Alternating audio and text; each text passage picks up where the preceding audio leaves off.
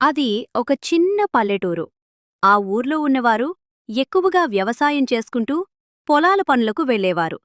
రైతులే ఆ ఊరి ప్రధాన ఆధారం. ఆ ఊర్లో ఒక చిన్న కుటుంబం ఉండేది. అందులో సీతయ్య, రాజమ్మ అనే ఇద్దరు భార్యాభర్తలు ఉండేవారు. వారికి ఏకైక సంతానంగా గోపాల్. గోపాల్ మీదే వాళ్ళ ఆశలన్నీ ఉండేవి. గోపాల్ ప్రతిరోజూ చక్కగా పాఠశాలకు వెళ్ళి బాగా చదువుకుంటూ ఉండేవాడు. వాళ్ళది ఒక మధ్యతరగతి కుటుంబం. గోపాల్ ఎప్పటికైనా మంచి ఉద్యోగం సంపాదించి తన కుటుంబాన్ని బాగా చూసుకోవాలని ఎంతో ఆశపడేవాడు. గోపాల్ అలా పై చదువుల కోసం పక్క ఊరికి వెళ్ళాడు. అక్కడ ఎంతో కష్టపడి ప్రతిరోజూ కళాశాలకు వెళ్ళి బాగా చదువుకుంటూ ఉండేవాడు. తన తల్లిదండ్రుల కష్టాలను గుర్తు చేసుకుంటూ ఎప్పటికైనా మంచి ఉద్యోగం సంపాదించి వారిని సంతోషంగా ఉంచాలని గట్టిగా నిర్ణయించుకున్నాడు. అలా ఒకరోజు సీతయ్య ఊరి బజార్లో ఉండగా ఆ ఊరివాళ్లు సీతయ్యతో ఇలా అంటారు. హ్మ్. ఏరా సీతయ్య, పిల్లాడిని పై చదువులు చదివిస్తున్నావంట. మనకి అవన్నీ అవసరమా? చక్కగా మన ఊర్లోనే ఏదో ఒక పొలం పని చేసుకోవచ్చు కదా. లేదంటే ఊర్లోనే ఏదో ఒక పనిలో పెట్టొచ్చు. అంత ఖర్చు పెట్టి చదివించటం ఎందుకురా? కాదురా, మా గోపాల్ బాగా చదువుకుని మంచి ఉద్యోగం సంపాదించాలి. మేము పడిన కష్టాలు వాడు పడకూడదు. మా వల్లైనంతవరకు వాడిని చదివిస్తాం. వాడి భవిష్యత్తు బాగుండాలనేదే మా కోరిక. అలా ఒకరోజు గోపాల్ వాళ్ల మావయ్య, అత్తయ్య, వాళ్ల మరదలు రాణి ఇంటికి వచ్చారు. అందరూ సరదాగా కబుర్లు చెప్పుకుంటూ ఉండగా గోపాల్ వాళ్ల మావయ్య గోపాల్ను చూసి ఇలా అన్నాడు. ఎరా గోపాల్, ఏంటి నీ చదువు అయిపోతుందనుకుంటా గదా? ఇంకా ఉద్యోగం ఎప్పుడొస్తుంది? మన ఊర్లో ఉద్యోగం చేసేవాళ్ళు చాలా తక్కువ. నువ్వు మంచి ఉద్యోగం సంపాదించి మీ నాన్న పేరు నిలబెట్టు, సరేనా? అలాగే మావయ్య. ఇప్పుడే చదువైపోయింది మావయ్య. ఇంకా మంచి ఉద్యోగం కోసం ప్రయత్నిస్తున్నాను. తప్పకుండా మంచి ఉద్యోగం సంపాదిస్తాను. అది సరే బావగారు, మీ అమ్మాయి ఏం చేస్తుంది? బాగా చదువుకుంటుందా? ఊర్లో అంతా బాగానే ఉందా? అది బానే చదువుకుంది బావా. ఊర్లో వ్యవసాయమంతా బాగానే ఉంది. రాని చదువు అయిపోగానే మన గోపాల్కే ఇచ్చి పెళ్లిచే చేసేద్దామనుకుంటున్నాను. ఏమంటావు బావా? అలా వాళ్ళు నవ్వుకుంటూ సరదాగా కబుర్లు చెప్పుకుంటూ ఆ రోజు చాలా హాయిగా గడిపారు. రాత్రయ్యేసరికి గోపాల్ వాళ్ల మావయ్య, అత్తయ్య, రాణి తమ ఊరికి తిరిగి వెళ్ళిపోయారు.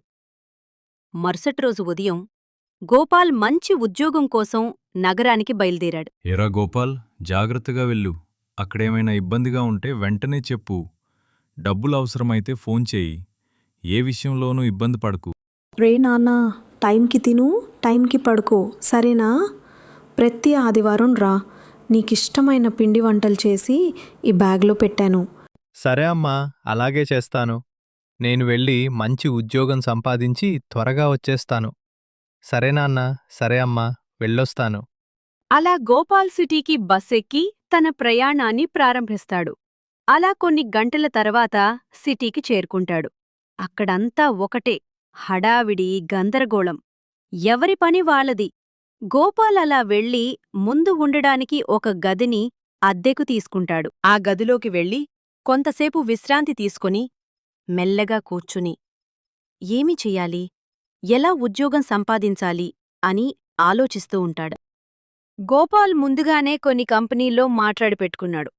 ఇంటర్వ్యూ కోసం రమ్మని వాళ్లు చెప్పి ఉన్నారు. అలా మరుసటి రోజు ఇంటర్వ్యూకి వెళ్తాడు. ఇంటర్వ్యూలో అంతా బాగానే ప్రెజెంటేషన్ ఇస్తాడు.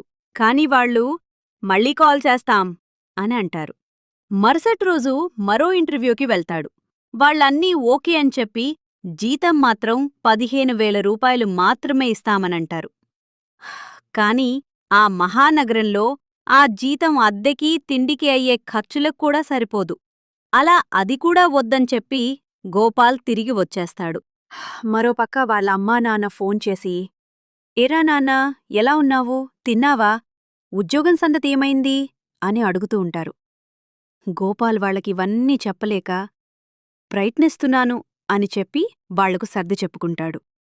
మరోపక్క వాళ్ల మరదలు రాణి కూడా ఫోన్ చేసి, బావా, నువ్వు మంచి ఉద్యోగం సంపాదిస్తేగాని మా నాన్న నీకిచ్చి పెళ్లి చేయడు. అందుకే నువ్వు మంచి ఉద్యోగం త్వరగా తెచ్చుకోబావా అని చెప్తుంది. దానికి గోపాల్ సరే అని అంటాడు. అలా అవన్నీ ఆలోచిస్తూ గోపాల్ ఒక టీ కొట్టులో కూర్చొని టీ తాగుతూ ఉంటాడు. అప్పుడక్కడ టీ షాప్కున్న గిరాకీ అతనికి అర్థమవుతుంది. చాలామంది జనాలు వస్తూ ఉంటారు. వ్యాపారం బాగా సాగుతూ ఉంటుంది. అది చూసిన గోపాల్ ఆ షాప్ యజమాని దగ్గరికి వెళ్ళి అసలీ షాప్ ఎలా పెట్టాలి, ఎంత ఖర్చవుతుంది అనే వివరాలన్నీ కనుక్కుంటాడు. అలా ఆ రోజు సాయంత్రం గోపాల్ బయటికి వెళ్తూ ఉండగా వాళ్ళ పాత స్నేహితుడి అన్నయ్య కనిపిస్తాడు. ఆగి పలకరిస్తాడు. అప్పుడు మాటల మధ్యలో, "ఆ రెస్టారెంట్ మాదే. మొదట్లో చిన్నగా ప్రారంభించాం. ఇప్పుడు ఈ సిటీలోనే మంచి రెస్టారెంట్గా పేరు సంపాదించింది" అని చెప్తాడు. ఆ మాటలు విన్న గోపాల్ పెద్ద ఇరకాటంలో పడతాడు. ఏం చెయ్యాలి? ఉద్యోగం కోసం ప్రయత్నించాలా లేక వ్యాపారం మొదలుపెట్టాలా అని ఆలోచిస్తూ ఉంటాడు. అలా ఒకరోజు గోపాల్ వాళ్ళ ఊరికి వెళ్తాడు. ఆ ఊర్లో ఉన్న రామయ్య అలా వెళ్తూ గోపాల్ను చూసి ఆగి పలకరిస్తాడు. ఏరా గోపాల్, ఏదైనా రావడం మీ నాన్న. నువ్వేదో పెద్ద ఉద్యోగం చేసేస్తావని తెగ ఆరాటపడిపోతున్నాడు. నువ్వేం చేస్తున్నావు? ఏంటా పట్టణంలో? ప్రస్తుతానికైతే ఏ ఉద్యోగం చేయట్లేదు బాబాయ్. ప్రస్తుతం ప్రయత్నిస్తున్నాను. త్వరలోనే ఏదైనా మంచి ఉద్యోగం రావచ్చు. అలా సమాధానం చెప్పి గోపాల్ వాళ్ళ ఇంటికి వెళ్ళిపోతాడు. ఏరా నాన్నా, ఎలా ఉన్నావ్? ఏంట్రా అలా చిక్కిపోయావు? ఉండు, నీకోసం చికెన్ చేస్తున్నా, తిందూగాని. ఎరా, అక్కడంతా బానే ఉందా? ఉద్యోగం సంగతి ఎక్కడి వరకొచ్చింది? డబ్బులు అవి సరిపోతున్నాయా? ఇంకేమైనా కావాలా? సరిపోతున్నాయి నాన్నా. ఉద్యోగం పనిమీదే ఉన్నాను. ఆ విషయం మాట్లాడుదామనే వచ్చాను నాన్నా. సరే, తర్వాత మాట్లాడుకుందాం. ముందు పద, వెళ్ళి ఫ్రెష్ అయి భోజనం చెయ్యి. అలా గోపాల్ లోపల ఒంటరిగా కూర్చుని ఆలోచిస్తూ ఉంటాడు. వాళ్ళ నాన్నకి ఆ వ్యాపారం విషయం ఎలా చెప్పాలి అని ఆలోచిస్తుంటాడు. చెప్తే ఏమంటాడో అని భయం కూడా ఉంటుంది. మెల్లగా ధైర్యం తెచ్చుకుని చెప్పడానికి వెళ్తాడు. నాన్నా, నేను మీతో కొంచెం మాట్లాడాలి. అదే నాన్నా, బయట ఉద్యోగాలు దొరకటం లేదు.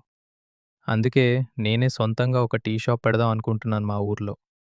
దాని గురించి అన్ని వివరాలు తెలుసుకున్నాను. మీకిష్టం ఉంటేనే మొదలు పెడతాను నాన్నా. టీ షాపా? దాని గురించి మనకు అవగాహన లేదు కదా. పైగా అందులో నీకెటువంటి అనుభవం కూడా లేదు. అయినా ఎలా మరి చేయగలవా? నువ్వు చేయగలను అని నమ్మకం నీకుంటే నాకెలాంటి అభ్యంతరం లేదు. మేమెప్పుడూ నీ వెనకే ఉంటాం. మొదలుపెట్టు. అలా గోపాల్ తన నాన్న ఇచ్చిన భరోసాతో ఆ ఊర్లోనే ఒక టీ అండ్ స్నాక్స్ షాప్ మొదలుపెడతాడు. ఆ రోజు ప్రారంభోత్సవానికి అందర్నీ పిలిచి బాగా చేస్తాడు. వచ్చిన వాళ్ళందరూ ఆ షాప్ చూసి, చదువుకుని ఎక్కడో ఉద్యోగం చేస్తాడు అనుకున్నాం కానీ మన ఊర్లో ఇలా వ్యాపారం పెడతాడనుకోలేదు అని అంటారు. గోపాల్ అమ్మనాన్న చాలా సంతోషపడతారు. అలా సాయంత్రం ఇంటికొచ్చాక సీతయ్య, రాజమ్మ ఇలా మాట్లాడుకుంటారు. అవునండి, వాడు ఎప్పుడూ ఏదో ఒకటి సాధించడానికి కష్టపడుతూ ఉంటాడు. చివరికి వాడి కల ఎలా నెరవేరిందో చూడండి. ఈరోజు నాకు చాలా సంతోషంగా ఉందండి. మనవాడి పద్ధతి చూసి నేనెప్పుడూ అనుకున్నాను వాడు మంచి స్థాయిలో ఉంటాడని. వాడు ఈరోజు ఇలా వ్యాపారం పెట్టుకునుంటూ నాకు చాలా సంతోషంగా ఉంది. ఉద్యోగం దొరకకపోతే జీవితం ఆగిపోదు. కష్టపడి పనిచేసేవాడికి ఎన్నో అవకాశాలుంటాయి. పట్టుదల ఉంటే అపజయాలను కూడా విజయాలుగా మార్చవచ్చు.